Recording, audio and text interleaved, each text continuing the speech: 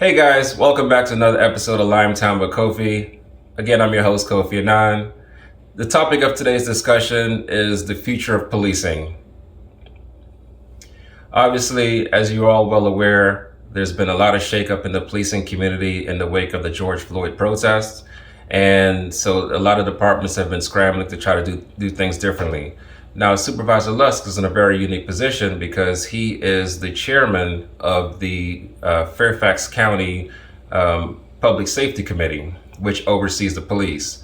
And so he has a lot of responsibility to kind of usher in a lot of these changes that the public has been asking for. So we're going to check in with him to see what kind of successes he's been having, what kind of challenges he's been facing in trying to reform the police. He is also the first African-American male to serve on the Fairfax County Board of Supervisors, which is also historic. And so it also has a additional significance, especially in the wake of when we talk about policing, considering the impact that that policing has on African-American males in particular. So it's going to be a great time. We're also going to eat. He said he wanted to try the jerk. He also said he likes fish. So I figured I'm going to try out the jerk salmon cakes for him. And it's going to be delicious. I'm going to show you guys how to make that in a minute. And then a little bit later on, he's going to come through and have the discussion. And we're going to chop it up. So stay tuned.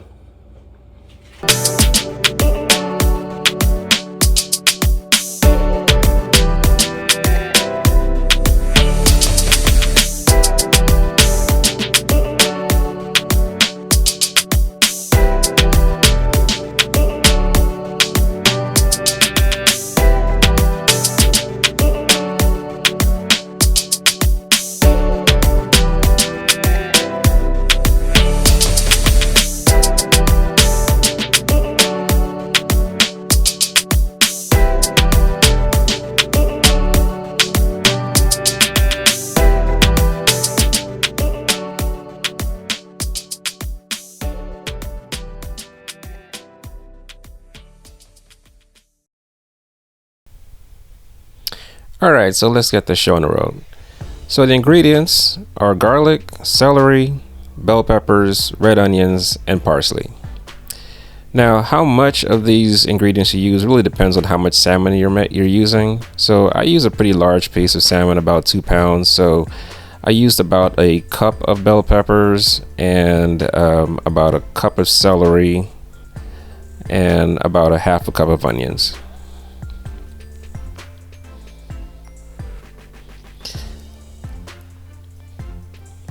Now, as you can see, I'm cutting these up really fine. The idea is that you want this to just kind of blend in with the fish. You don't really want it to be too chunky in there.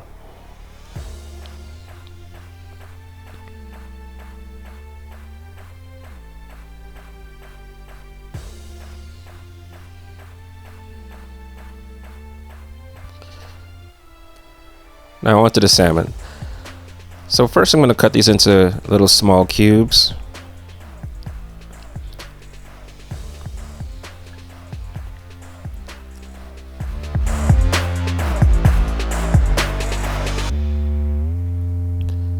Then we're just going to finish it off by going to town on it with this meat cleaver.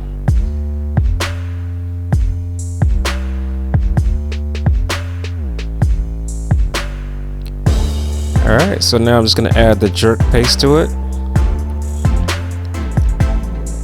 Again, I used about 3 tablespoons of the jerk seasoning.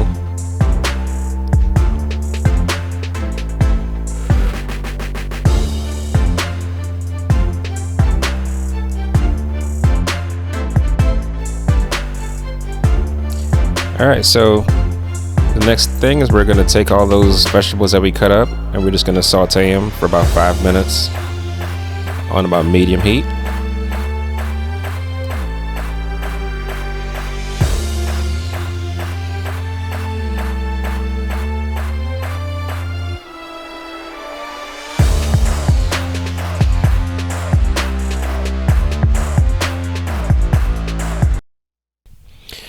All right, so I did mention this before, but I actually let the salmon marinate for about an hour or so.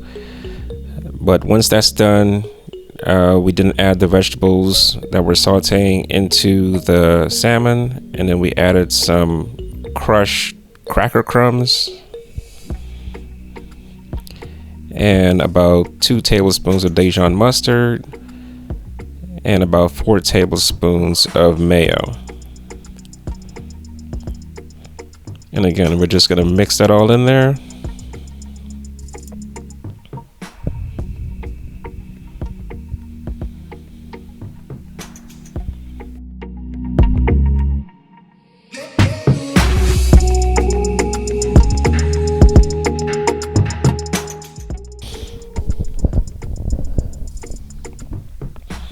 All right, so now it's time to actually make the patties.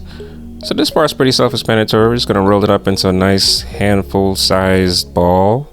I like to make them a little bigger than probably most people do, but it's a personal preference. You can make it as bigger or as smaller as you wish. All right, so now on to frying them. So we got our pan that's been heated up with some olive oil in there. And we're just gonna place them in there. The heat is on medium to low.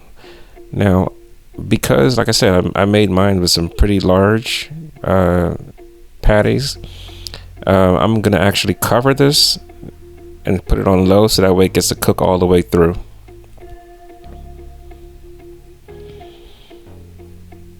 If you make yours smaller, you may not have to do that, because if they're smaller and flatter, then they may be able to just kind of cook all the way through pretty easily.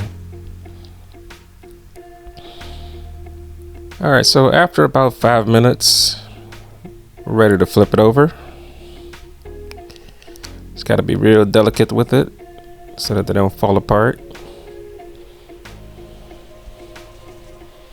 As you can see, they're nice and golden brown on that side. And I'm just gonna cover it back and let it cook for about another 4 to 5 minutes on the other side.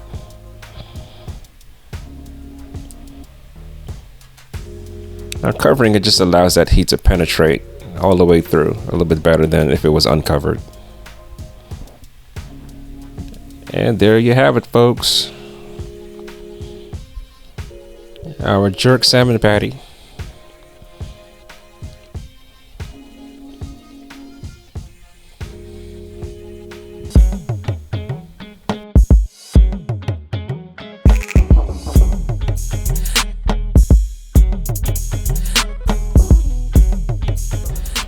Yeah, help yourself. So I'll take a bite. This is our jerk.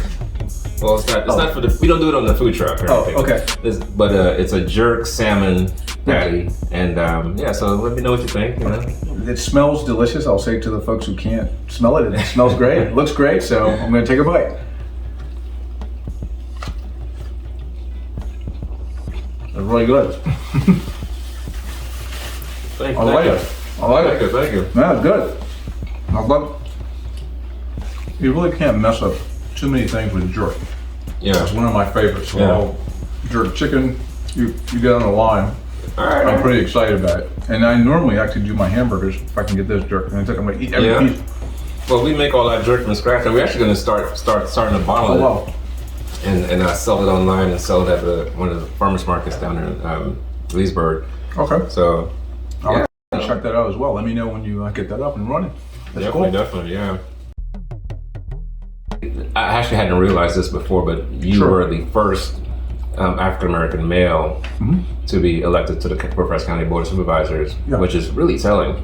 It is. Really telling. This, this is only a couple of years ago. Yeah, think about this. So 1742 is when Fairfax County was founded. Right. And here we are in 2022, we have one African-American male sitting on the Board of Supervisors. Wow, that's really saying a lot. Yeah.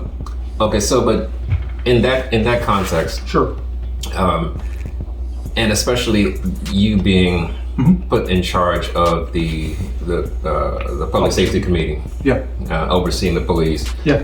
How significant is that in your eyes, and Okay. How are you handling that responsibility, given Yeah. the context of everything that's going on in the world right now? No, thank you for asking. So I'll start by saying, we'll laugh at this. Let me give you a little primer.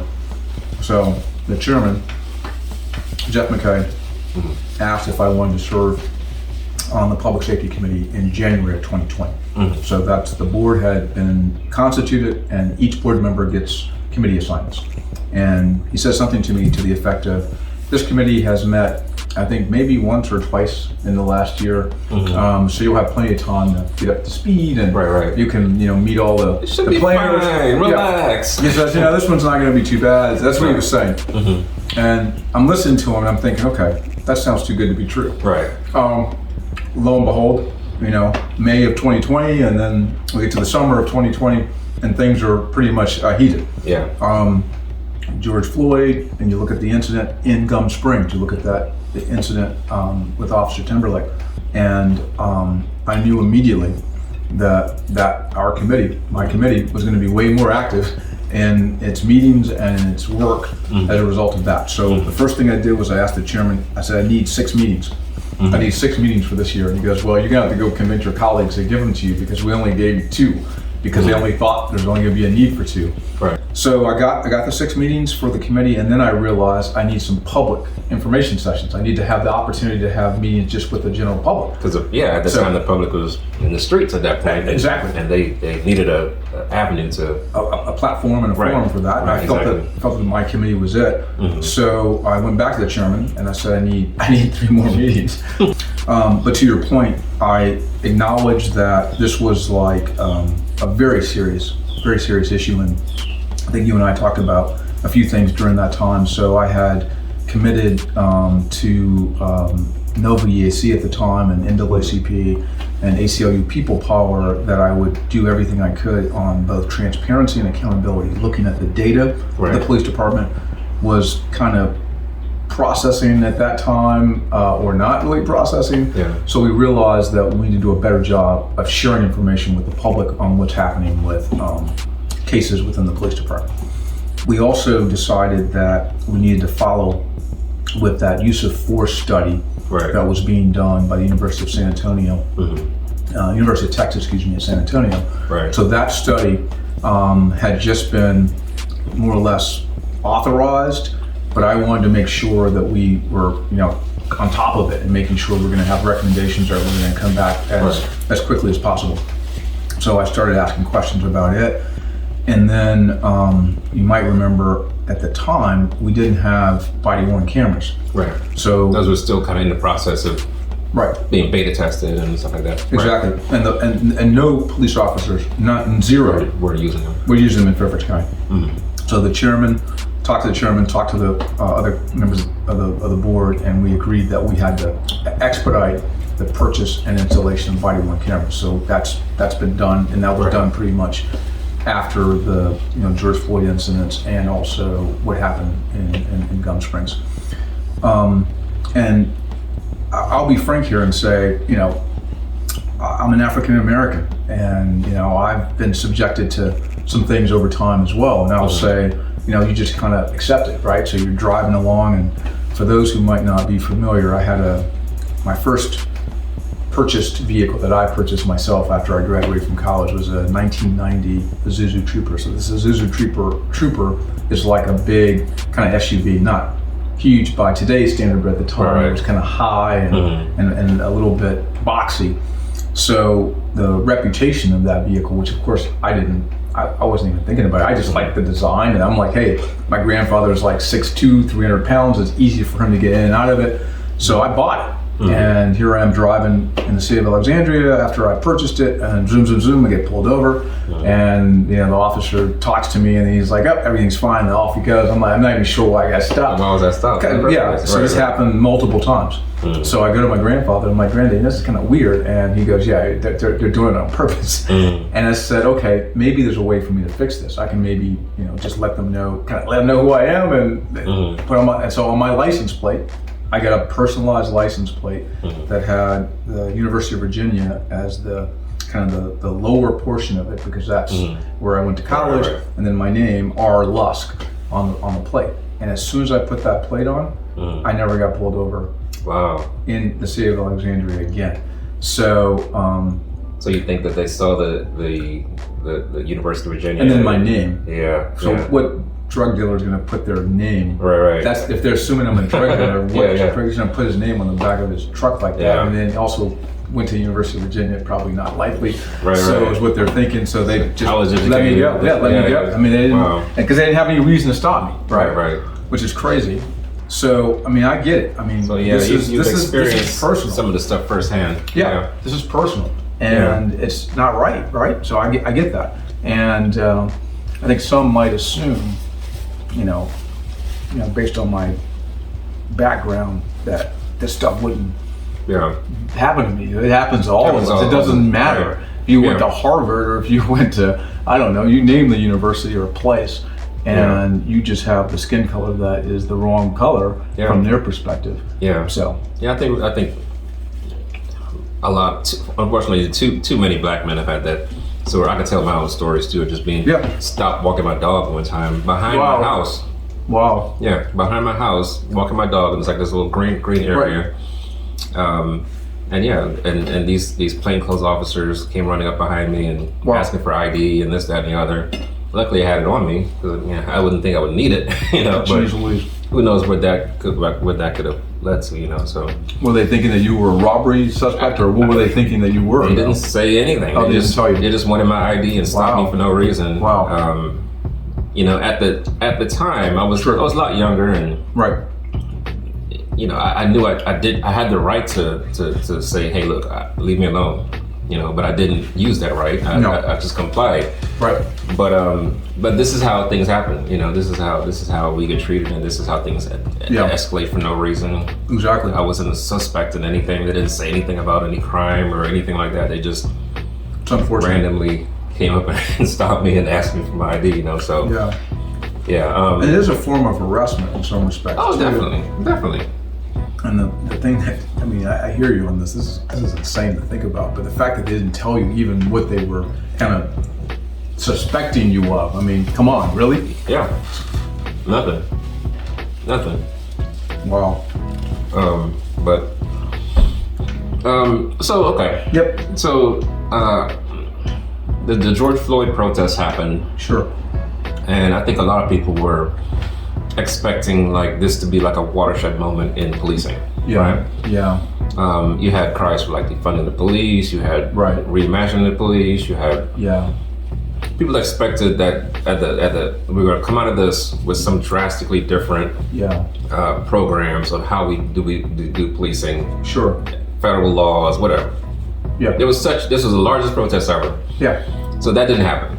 I think people were expecting like some kind of totally different style of how we protect our communities. Okay. Whether it be less police or different responses to police, like a different department. I got you. I'm sorry. I understand. And people kind of expected almost like a national movement to go behind what was a national movement, or a grassroots, response. Yeah. So things were happening, and including here in Fairfax, kind of piecemeal. Yep. But why do you think just on a larger scale, we didn't see like a bigger, more revolutionary type of changes to police? And maybe, do you think that something like that is possible?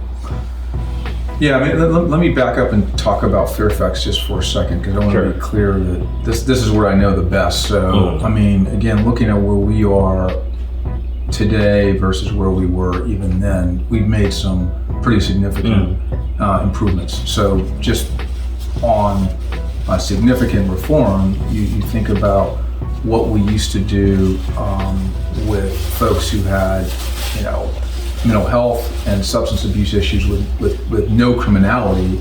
We would basically 911, hello, send the police. Right. And today, and this is through an effort that both Supervisor Alcorn and myself piloted with the board, because the board was like, at first, we have something called diversion first. And I said, okay, yeah, diversion first is interesting, but diversion first doesn't get to the heart of the problem at the point that the call comes in. Because what you really want to do is separate the police from having to go out on those types of calls, right? So if you have just a mental health or substance abuse problem with no criminality, meaning the person's not a threat to themselves, not a threat to others, there's no other violence or no other issue that you can see happening, then in those instances, we should be striving to send behavioral health therapists and others to support those individuals in crisis, right? Yeah. Because you send a person with a gun and they might make the wrong decision, and we've seen that time and time again. So in the county, we've stood up what they call a co-responder model. So the first step of it, and I'll be clear in saying, it's not exactly what I just described, but it's going to be, because what we're going to do is in the first kind of iteration of it, we're going to have 23 staff people who will be deployed into our different police districts. So we have 8 of these police districts.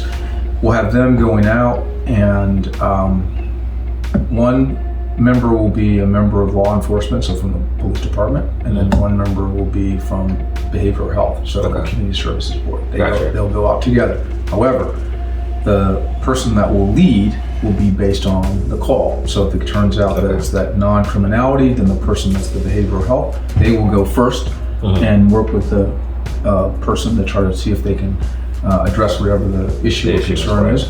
And then if they can't, they need help, then the police they're there, and then they can come and help them. Okay.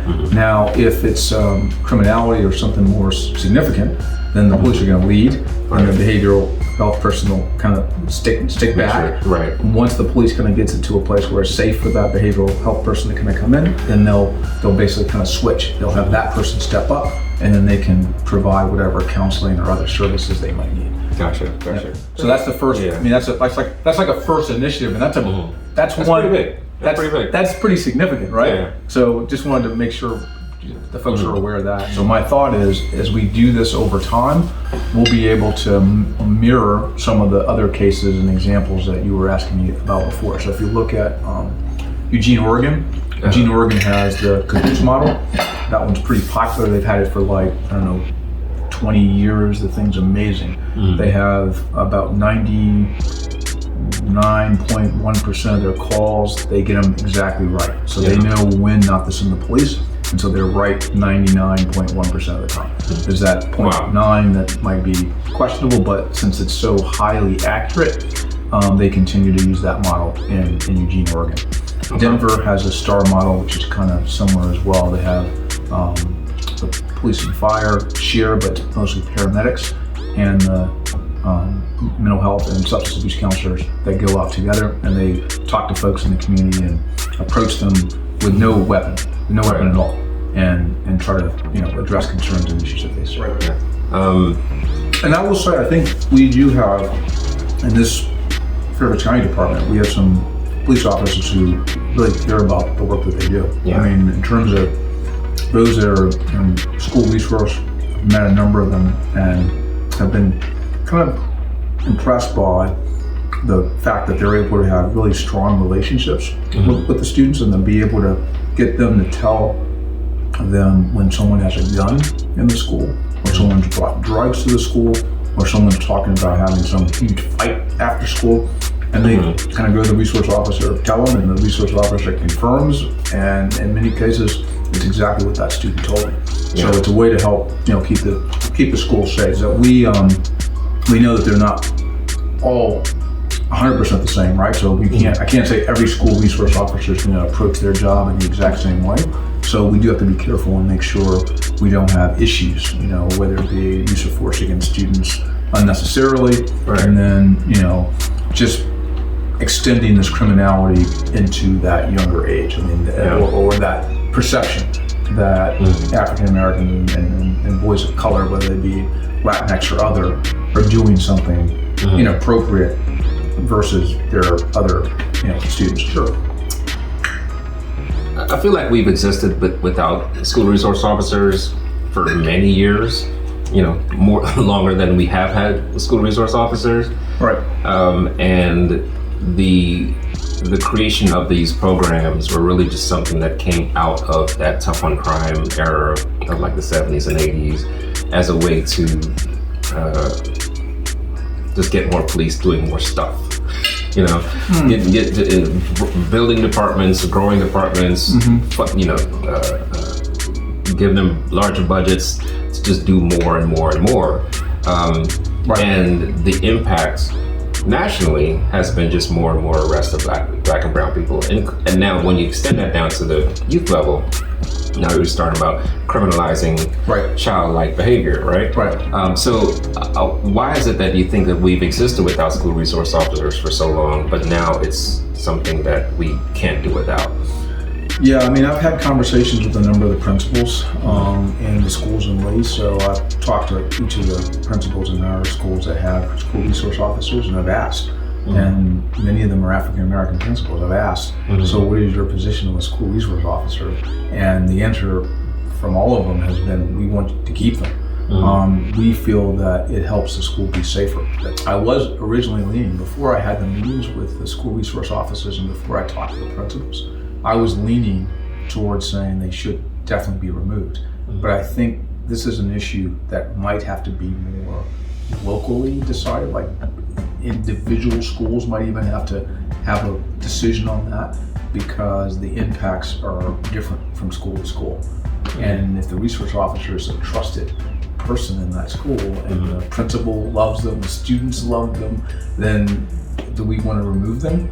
I don't know. I guess what I'm saying is I'm not sure about that. Yeah, no, I totally get all of those points you made. I just also feel like there's an equally important counterpoint to say, well, not everyone in that school feels the same way about the school resource officers. And black students, if you poll them separately, you might get a different response. You might. And also, yes, anecdotally, it's important to kind of take into account, stories about how, trusted school resource officers are and the nice things they do, which I'm sure a lot of them do a lot of nice things and have great relationships with the students. They do. But I think statistically, when you take a step back, which is the position that I prefer to take, is more of a data-driven solution. That's right. Is that they're arresting or charging kids with things that, like, assault or disorderly conduct or trespassing, and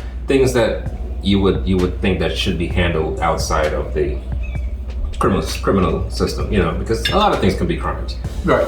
Touching someone on the arm is technically assault.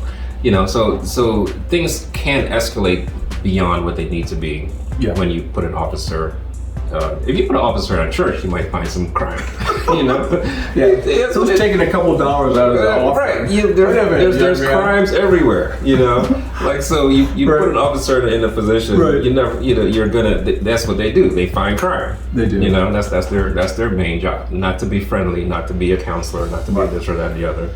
And so we just. I think that there's always a counter argument to as to whether or not this is the best thing for our students. I can accept that as well. I mean, the hard thing is we just have to figure out that balance, right? There's always a balance. So even with the MOU that the schools sign with the actions of the school resource officers, there are things we get tweaked. So to your point, maybe there's things we take out from the responsibility of the police department and maybe push those into the security arena, because they have administrative security that I think should be capable of handling 99% of what happens in the school. Yeah, some of them. I mean, I think they don't have the same. I don't think they have the same level of training necessarily in some of those issues, but there is. I think there's a carve out for what the school security officers can do versus the police. And to your point earlier, there might be things you just basically say, this comes from the purview of the police, and we just move this now over to the security. And that was the goal of what we tried to do back in 2000. I think it was 18 or 19. Yes. Where we tried to separate out what should be handled administratively versus what should be handled by the police, and just kind of leave the police to handle kind of life or limb type of situations, like really serious stuff, guns, weapons, drugs, rape. Real serious crimes, and just kind of leave everything else to like the administrative staff. So hopefully we can still continue to move in that direction, and there's some regular accountability and checks just to make sure things are happening the way they should. Let's take a little quick sidebar. So that people kind of get to know a little lighter side of you. What are you listening to on the way over here? Oh my gosh, I'm going to be embarrassed. You guys are going to laugh at me. I listen to NPR. Nothing wrong with that. I'm an NPR junkie, so I'm usually not listening to music, which my kids hate. So my daughter, I got a 10th grader, just a hilarious young lady. So as soon as she gets in my car, she just starts getting on the knobs. So, some of my favorite artists, of course, you'll probably recognize Michael Jackson. I'm a big fan of his, and still listen to his music and appreciate it. I'm listening Adele. I'm a big fan of hers. I think she's just got an amazing voice. Beyonce, I listen to her too. I'm into that. Not so much into like the hard rap, but I can Drake's. I can do Drake. I can do some Drake, and I mean, my daughters helped me get exposed to some things, but I will be honest in saying there's some of the songs that they listen to, and I have no idea who these artists are. Like, they'll tell me the names, and I'm just like, what? Yeah. What's that artist? So, but I was so happy at the most recent Super Bowl when we got to see a bunch of our folks come out. So, oh my gosh, and 50. I mean, I was a big fan of his back in the day too. Oh, I don't want to shame him. I mean, everybody saw it. Everybody saw it as soon as he came out there. It was pretty obvious, but it wasn't so obvious when he was upside down. I think when he got... I saw it when he was upside down. I was like, what? Maybe it was like the pressure pushing him down, but you're right. The guy was very, very fit back in the day, but he'll be fine. I'm sure it's all good. He got enough time and money to work that off. Yeah, but Dr. I'm not the one to talk either. I've had my struggles. So sure. And then the last thing I'll share, which probably people don't know, is I went to Africa 16 years ago, and I climbed Mount Kilimanjaro. So wow! I reached the summit, and gotta do that. One of the most amazing things. How long take to climb it? I took a 8-day trip, and I don't recommend it. I would say try to go to 12 days. So what we basically did is we got 6 days up and 2 days down. Okay. And the problem is you need more time to acclimate. So the more days you can kind of go to camp and just get used to that level is better. Because I went with 2 buddies from college. They both fell out at one 14,000 feet, the second one at 15,000, and we had to get another to 19.5. Is basically the peak. And watching in my group, we had 12 hikers come together from all over the world, and 6 of them reached the summit, 6 of them did not. So that's kind of crazy. But I think the thing kudos to you for making that. No, it's not. I'm not even all that. The idea of doing it and being able to go and just to have the experience, that was priceless for me. Yeah, but you did it. That's awesome. No, I've never come close to doing anything like that. So it's a little different. Different. But anyone listening to your podcast, I say if you have any interest in doing it, you should do it. It's life changing in many ways. I mean, you get to see, when you look out on the horizon, you see the curvature of the earth basically, because you're so high up. You're looking down on the clouds. The clouds are like around, I think I started walking through the clouds at somewhere around 12,000 feet. At least the ones in Africa, they might be lower in different places, but about 12,000 is where the clouds are. So I'm walking through mist, and you just to the cloud. Yeah, it's just crazy. It's pretty awesome too. I did that, but similarly, I went to Bolivia. Oh yeah, and the La Paz is like one of the highest elevations in the world, and so I was on the way from the airport that morning. We were actually looking down on the clouds. Oh my god! Yeah, that's pretty awesome. Yeah, it's beautiful though. But I was driving though, not hiking. Okay. I mean, again, if you can hike up and just basically look down, you see the clouds below you, and then you see the sun below you. That's impressive. Crazy. Yeah. And then that's how you can see the curvature, because of the way the sun is reflecting the horizon back. It's then you just see it kind of cascading off. Wow. And anyone that says the world's flat, they haven't climbed Kilimanjaro. So, talking big picture again. Right. The rotten apple theory in policing versus like the systemic problems. Yes. I think one of the frustrations that a lot of people have whenever something like this happens, something like George Floyd or some other incident happens, is that the police normally come out and say, yeah, we have a couple of bad apples, but we just need to kind of root them out, or we need to do some better training or something like that. And then there are other people who say, no, look, there's been study after study after study every time this comes out. And actually did a little bit of digging, like pretty much after every single, so going all the way back to 1919, right? Wow. Chicago riots, and then there was the 1935 riots in Harlem, and the 1943 riots in Harlem, the 65 Watts riots, 2014 Ferguson, Laquan McDonald, and Philando Castile, 2016. And after every major incident, these are just the major incidents, right? There's a study and there's a commission and they come up with findings and they come up with solutions. And they all say the same thing. And so part of the frustration, I think, with a lot of people who are tracking this, and particularly like the Afro-American community, is that they're tired of hearing it's just a couple of bad apples, because it's clearly not that.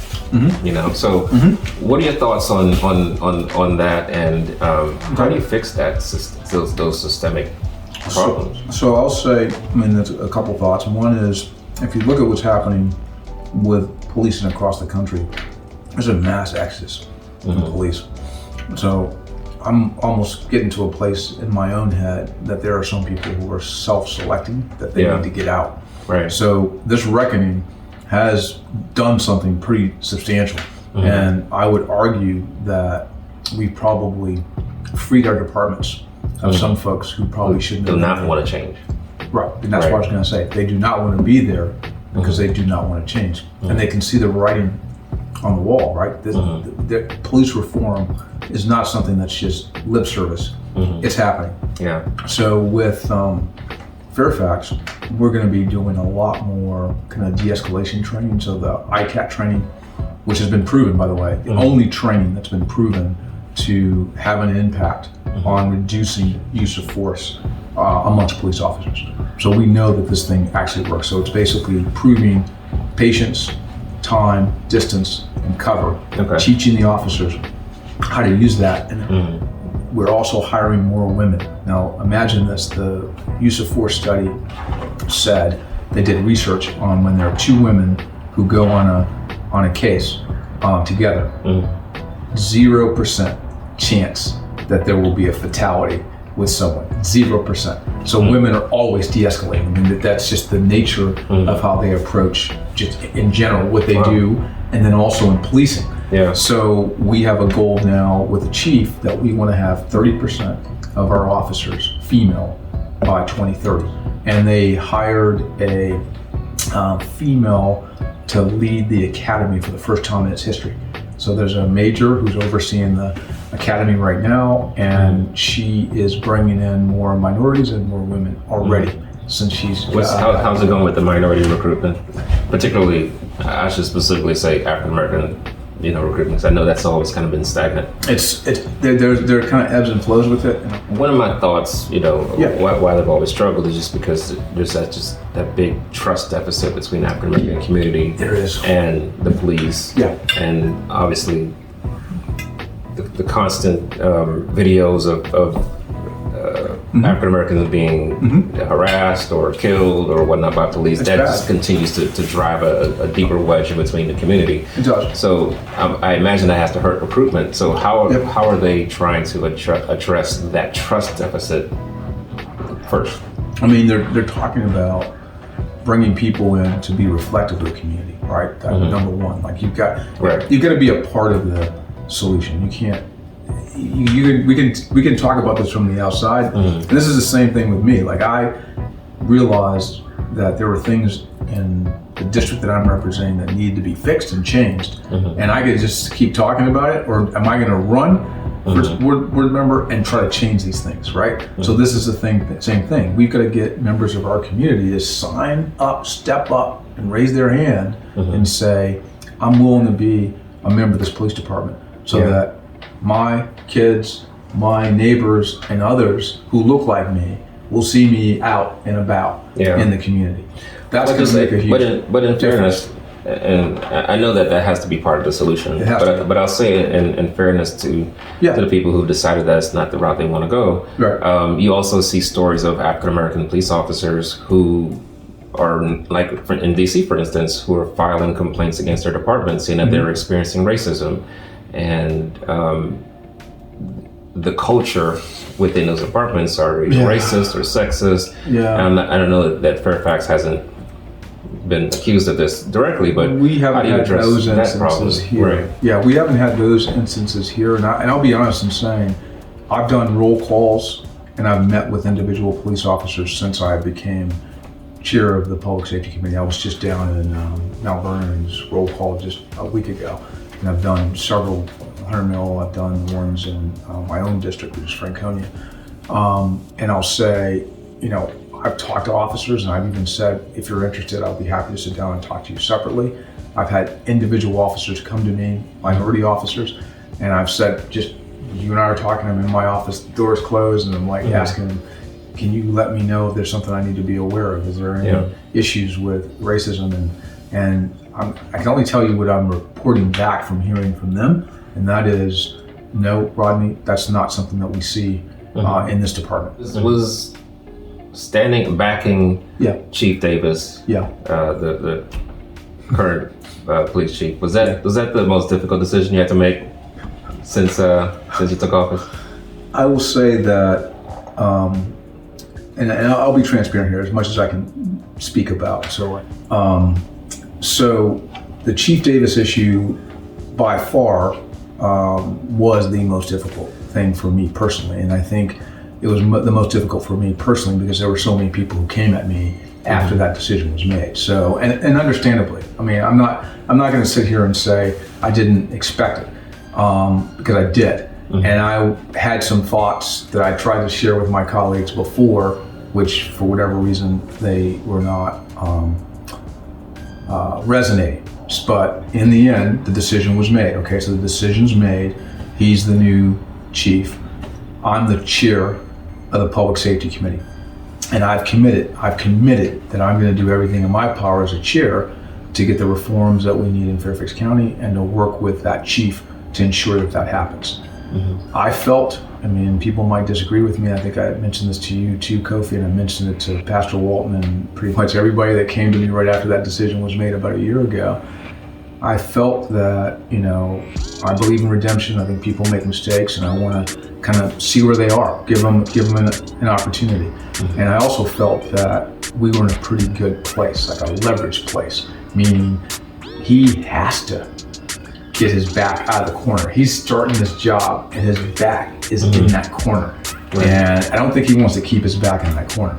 So he's going to push out of it, and the way he's going to push out of it is he's going to have to address the issues with data and transparency. He's going to address the issues with use of force. I mean, he's got to get this department, changed in a way to meet what we think is appropriate for policing here in Fairfax County.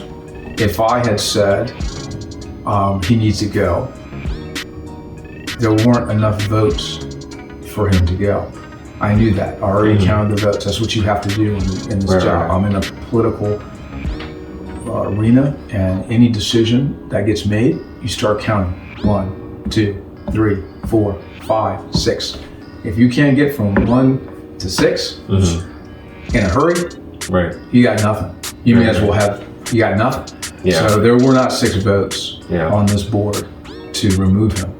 So had I raised my hand and said he needs to be removed, I would have been pretty much hanging out there. And then I'd be the chair of the Public Safety Committee with a chief of police that you voted against. That I voted against. So how do you think that would have worked in terms of my asking him to do stuff, asking him to, get the body-worn cameras implemented as quickly as possible, asking him to get now the tasers. We're getting tasers for every officer, effective for this May.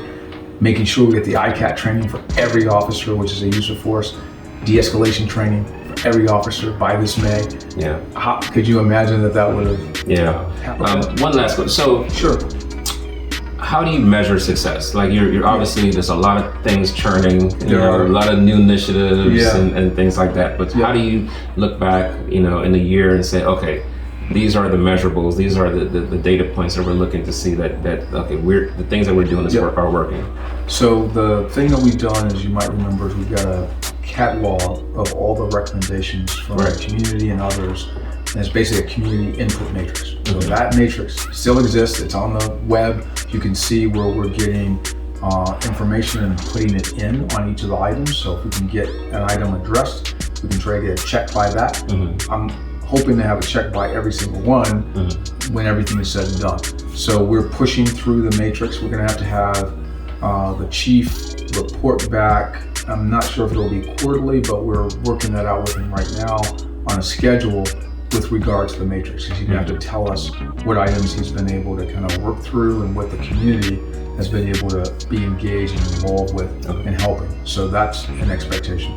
The community group that was formed to look at the University of Texas at San Antonio study, they've presented recommendations and they've added their own recommendations. They went through all of the use of force ones from University of Texas, and then they basically put an appendix to that report that has their own. Had their own recommendations. So I've said I want all of them to be looked at. I've told the chief that my expectation is that every recommendation here, we're gonna look at those, and then he's going to report back to me on how he's going to take and address the use of force items. And that's kind of separately right now from the community input matrix. So I haven't put all those items on the matrix yet. So what I'm trying to decide is, since this is kind of a standalone, we might leave it kind of as a standalone and then just report on both. Like we'll have reports in on the matrix itself and then reports on the use of force recommendations section. And then how will I know? Will we be getting check marks against those items? That's really how I'll know. But is there like a measure to say, well, we want our use of force cases to go from here to here, or we need our recruitment numbers to go from here to here. We want our complaints to go from here to here. That type of, I guess that type of process. We could. I mean, I apologize, and you might hit me upside the head here because I'm just so focused right now on the individual recommendations. I have to be honest here. My head is right there, right? So what I think we're going to be able to do is implement these recommendations, go back and look at what is the use of force now, right? So I need to kind of have a floor. So we'll have comparative data from what we had prior to the recommendation changes, and then what happens after. And then we can start to figure out, like, what do we what's want? working, what's not working. Right, and then what do we want in terms of a level, like you said, a percentage reduction, or exactly. Okay.